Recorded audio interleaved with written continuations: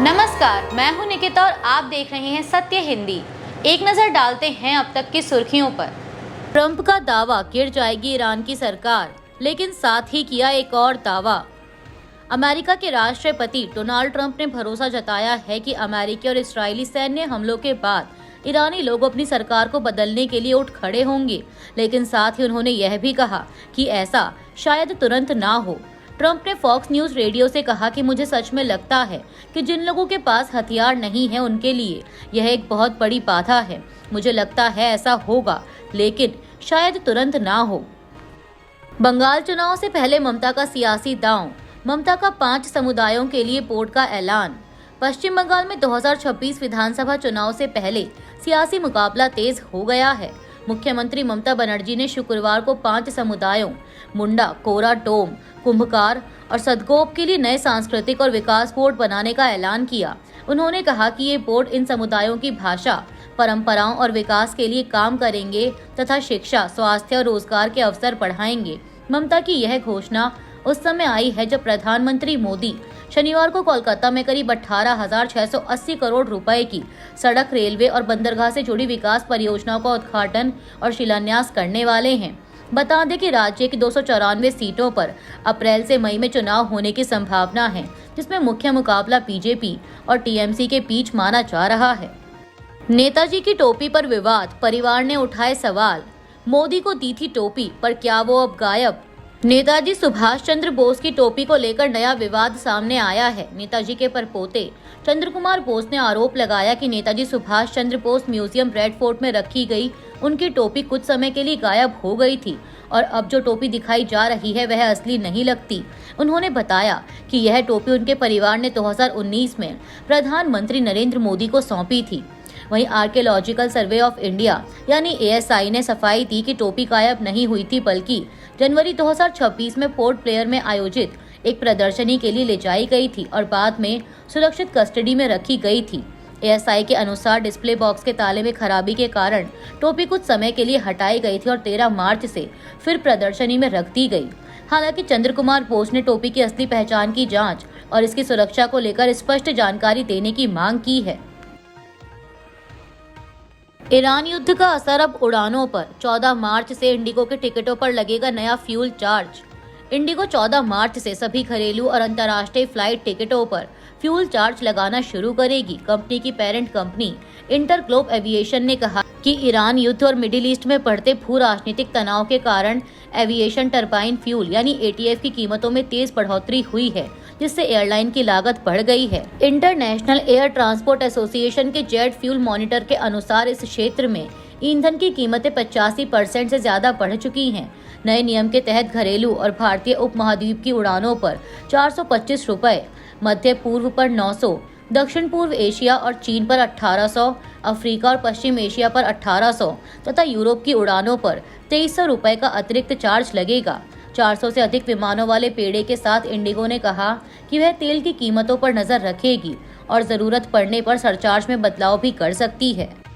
Middle east में युद्ध से रूस को नहीं मिलेगी राहत। फ्रांस के राष्ट्रपति इमैनुअल मैक्रोन ने शुक्रवार को कहा कि अगर रूस को लगता है कि पश्चिम एशिया में चल रहे युद्ध से उस पर से दबाव कम हो जाएगा तो वह गलत है।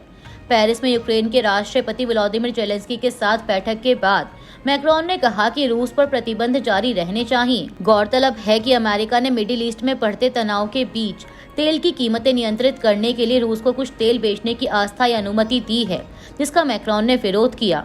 उन्होंने कहा कि ग्रुप ऑफ 7 देशों को रूस पर दबाव बनाए रखना चाहिए। मैक्रोन ने यह भी कहा कि पश्चिम एशिया युद्ध में फ्रांस का रुख रक्षात्मक है और वह किसी नए युद्ध में शामिल नहीं होना चाहता। मुश्तबा खामेनेई घायल और डरे हुए हैं, अमेरिका का दावा। शायद उनका चेहरा बिगड़ गया। अमेरिकी रक्षा मंत्री, ईरानी परमाणु हथियारों से निपटने के लिए कई विकल्प हैं। अमेरिका के रक्षा मंत्री पीट हेगसेथ ने शुक्रवार को दावा किया कि ईरान के नए सर्वोच्च नेता मुश्तबा खामेनेई हमलों में घायल हो गए हैं और संभव है कि उनका चेहरा भी बिगड़ गया हो। हेगसेथ ने कहा कि मुश्तबा खामेनेई ने हाल ही में युद्ध जारी रखने का एक लिखित बयान जारी किया, लेकिन उसमें न उनकी आवाज थी और न ही कोई वीडियो संदेश। उनके मुताबिक ईरान के पास रिकॉर्डिंग की सुविधाएं होने के बावजूद सिर्फ लिखित बयान जारी होना यह दिखाता है कि वह घायल और डरे हुए हैं। उन्होंने यह भी कहा कि उनके पिता और पूर्व सर्वोच्च नेता अयतुल्ला अली खामेनेई की इस्राएली हमले में मौत के बाद ईरान में नेतृत्व को लेकर असमंजस की स्थिति हो सकती है। बता दें कि मुश्तबा खामेनेई ने गुरुवार को जारी अपने पहले सार्वजनिक संदेश में क्षेत्र में बढ़ते तनाव के बीच युद्ध जारी रखने का संकल्प दोहराया और देश में एकता की अपील की थी। अमेरिकी रक्षा सचिव पीट हेगसेथ ने शुक्रवार को एक न्यूज ब्रीफिंग में बताया कि परमाणु हथियारों से निपटने के लिए संयुक्त राज्य अमेरिका के पास कई विकल्प हैं, जिनमें ईरान का उन्हें छोड़ने का फैसला भी शामिल है। हेगसेथ ने कहा कि अमेरिका होर्मुज जलडमरू मध्य में जहाज रानी को ईरान द्वारा चुनौती दिए जाने की अनुमति नहीं देगा। उन्होंने यह भी कहा कि अमेरिकी सेंट्रल कमांड ने ईरानी स्कूल पर हुए हमले की जांच पूरी करने के लिए कमांड के बाहर से एक अधिकारी को नियुक्त किया है। तेहरान में सरकार समर्थक रैली के पास धमाके, ईरान ने हमलों को बताया दुश्मन की हताशा। ईरान की राजधानी तेहरान में शुक्रवार को सरकार समर्थक रैली के पास कई जोरदार धमाके हुए, जिनमें एक व्यक्ति की मौत हो गई। यह घटना उस समय हुई जब इसराइल और ईरान के बीच युद्ध तेज हो गया है, जो 28 फरवरी को अमेरिका इसराइल के हमलों के बाद शुरू हुआ था। इस्राएली सेना ने दावा किया कि पिछले 24 घंटों में उसने पश्चिमी और मध्य ईरान में 200 से ज्यादा ठिकानों पर हमले किए हैं। रैली में मसूद पेजेशकियान और विदेश मंत्री सैयद अब्बास अरागची भी मौजूद थे। वहीं सुरक्षा परिषद के सचिव अली लारिजानी ने इन हमलों को दुश्मन की हताशा बताया। युद्ध के कारण ईरान में हालात तेजी से बिगड़ रहे हैं। संयुक्त राष्ट्र के अनुसार अब तक करीब 32 लाख लोग विस्थापित कर चुके हैं, जबकि ईरान के स्वास्थ्य मंत्रालय ने 1200 से ज्यादा लोगों की मौत होने का दावा किया है। रूसी तेल पर अमेरिकी प्रतिबंधों में ढील देना गलत, जर्मनी के चांसलर फ्रेडरिक मर्ज ने कहा है कि रूसी तेल के इस्तेमाल पर लगे प्रतिबंधों में ढील देना गलत है। नॉर्वे की यात्रा के दौरान मर्ज ने कहा कि हमारा मानना है कि अभी प्रतिबंधों में ढील देना गलत है। अभी कीमतों को लेकर समस्या है, लेकिन सप्लाई को लेकर कोई समस्या नहीं है। इस लिहाज से मैं यह जानना चाहूंगा कि किन अन्य कारणों से अमेरिकी सरकार ने यह फैसला लिया। उन्होंने कहा कि ईरान संघर्ष के कारण जर्मनी यूक्रेन को दिए जा रहे अपने समर्थन से पीछे नहीं हटेगा और न ही उसका ध्यान भटकेगा। दरअसल अमेरिका ने उन सभी देशों को उस रूसी तेल और पेट्रोलियम को खरीदने की अस्थायी छूट दी है जो इस समय समुद्र में जहाजों पर लदा है। अमेरिकी वित्त मंत्री स्कॉट बेसेंट ने कहा कि यह कदम युद्ध के दौरान अंतर्राष्ट्रीय तेल बाजार में सप्लाई बनाए रखने के लिए एक अस्थायी उपाय है। यह छूट 11 अप्रैल तक लागू रहेगी।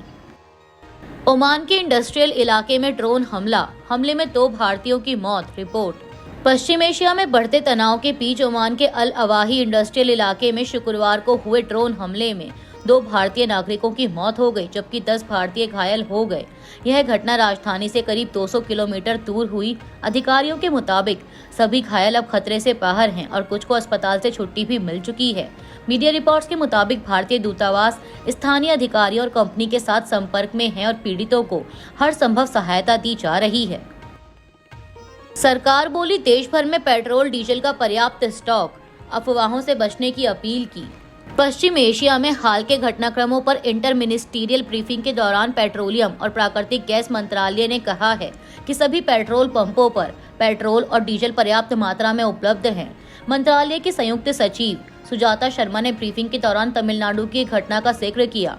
उन्होंने बताया कि तमिलनाडु में एक रिटेल आउटलेट पर लूज कंटेनर में पेट्रोल लिया जा रहा था। मेरी नागरिकों से ये गुजारिश है कि इस तरह का काम ना करें, ये सेफ नहीं है। उस पेट्रोल पंप पर एक्शन लिया गया और उसको सस्पेंड कर दिया गया है।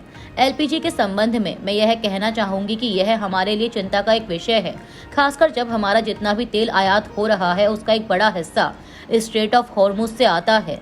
वहां पर बंदी की वजह से ये थोड़ी चिंता का विषय है। इसके बावजूद किसी भी 25,000 वितरकों में से कहीं भी स्टॉक खत्म होने की कोई रिपोर्ट नहीं मिली है। उन्होंने लोगों से अपील की कि वे अफवाहों पर विश्वास ना करें और घबराकर खरीदारी ना करें। सुप्रीम कोर्ट ने मेंस्ट्रुअल लीव अनिवार्य करने की मांग खारिज की। सीजेआई बोले इससे महिलाओं का करियर खत्म हो सकता है। सुप्रीम कोर्ट ने महिलाओं के लिए पेड मेंस्ट्रुअल लीव को अनिवार्य करने की मांग वाली याचिका खारिज कर दी है। यह फैसला सीजेआई सूर्यकांत और जस्टिस जॉयमाल्या बागची की बेंच ने सुनाया।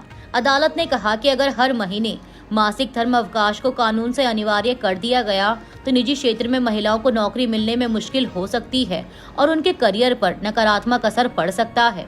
यह याचिका वकील शैलेंद्र मणि त्रिपाठी ने दायर की थी, जिसमें महिलाओं और छात्राओं के लिए मासिक धर्म के दौरान छुट्टी या अन्य सहायता की मांग की गई थी। याचिका में बताया गया था कि कई महिलाओं को तेज दर्द, एंडोमेट्रियोसिस और यूट्राइन फाइब्राइड्स जैसी समस्याएं होती हैं, जिससे काम या पढ़ाई करना मुश्किल हो जाता है। कोर्ट ने कहा कि स्वेच्छा से मेंस्ट्रुअल लीव देना अच्छी बात है, लेकिन इसे कानून से अनिवार्य करना नुकसानदायक हो सकता है। अदालत ने केंद्र सरकार से इस मुद्दे पर सभी पक्षों से चर्चा कर नीति बनाने पर विचार करने को कहा है। मुख्य चुनाव आयुक्त ज्ञानेश कुमार को हटाने के लिए विपक्ष का नोटिस। पहली बार किसी वर्तमान मुख्य चुनाव आयुक्त के खिलाफ दिया गया नोटिस। संसद के बजट सत्र के दौरान शुक्रवार को जोरदार हंगामा देखने को मिला और नारेबाजी के बीच सदन की कार्यवाही कई बार स्थगित करनी पड़ी। विपक्षी दलों के 193 सांसदों ने मौजूदा मुख्य चुनाव आयुक्त ज्ञानेश कुमार गुप्ता को पद से हटाने के लिए नोटिस दिया है। यह नोटिस पहली बार किसी वर्तमान सीईसी के खिलाफ दिया गया।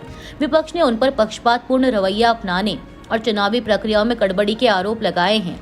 यह प्रस्ताव संविधान के अनुच्छेद 324(5) के तहत दिया गया, जिसमें सीईसी को हटाने की प्रक्रिया सुप्रीम कोर्ट के जज जैसी होती है और इसके लिए संसद के दोनों सदनों में 2/3 बहुमत जरूरी होता है। वहीं संसद परिसर में विपक्षी सांसदों ने देश के कई हिस्सों में एलपीजी सिलेंडर की कमी को लेकर प्रदर्शन भी किया। इस पर संसदीय कार्य मंत्री किरेन रिजिजू ने विपक्ष और खासकर राहुल गांधी की आलोचना की। Bharat America critical mineral steel के करीब, जल्द हो सकती है बड़ी घोषणा। अमेरिकी राजदूत। भारत में अमेरिकी राजदूत सर्जियो गोर ने कहा है कि अमेरिका और भारत अहम खनिजों यानी क्रिटिकल मिनरल्स के समझौते को अंतिम रूप देने के बहुत करीब है और अगले कुछ महीनों में इस पर बड़ी घोषणा हो सकती है। उन्होंने यह बात इंडिया टुडे कॉन्क्लेव में कही। गोर के अनुसार यह समझौता उन्नत विनिर्माण ऊर्जा प्रणालियों और नई तकनीकों के लिए जरूरी सप्लाई चेन को सुरक्षित करने में मदद करेगा। उन्होंने कहा कि अमेरिका भारत के संबंध ऐतिहासिक ऊंचाइयों तक पहुंचने की क्षमता रखते हैं और हाल के महीनों में दोनों देशों के बीच व्यापार, तकनीक और रणनीतिक सहयोग में कई सफलताएं मिली हैं। उन्होंने यह भी बताया कि 7 फरवरी को दोनों देशों ने अंतरिम व्यापार समझौते की रूपरेखा पर सहमति जताई थी, जो आगे चलकर व्यापक द्विपक्षीय व्यापार समझौते का रास्ता खोलेगा। अभी के लिए इतना ही। बाकी की देश दुनिया की बड़ी खबरों के लिए जुड़े रहिए सत्य हिंदी के साथ।